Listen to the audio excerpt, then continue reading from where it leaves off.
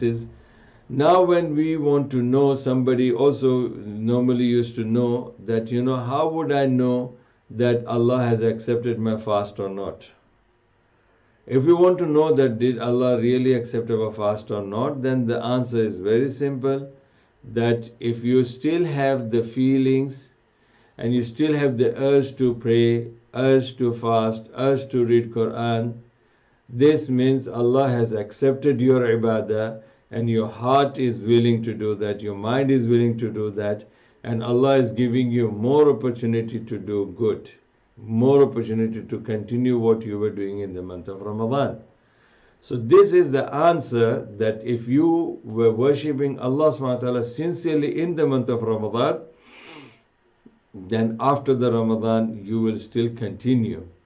And this is the answer to your question, that yes, your fasts, your prayers, inshallah, they are accepted. That is why you have benefited from that. When you get the positive result after the ibadah, and you want to do that and you want to continue with that, that is the actual answer that your ibadah has brought a good result and positive result to you. So if a person was a bad person before Ramadan, and then after Ramadan, mashallah, he became a good person because he was good in the month of Ramadan.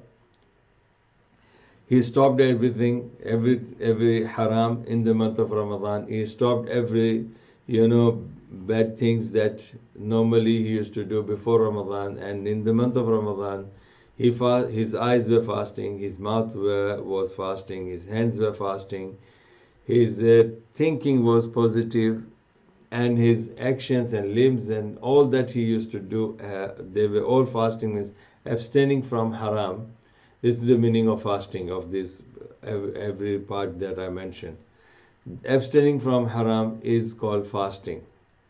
So that way, when a person after the month of Ramadan, if he continues the same thing, that shows that, mashallah, his ibadah is accepted by Allah subhanahu wa ta'ala, and Allah has given him more opportunity to continue with what he was doing in the month of Ramadan.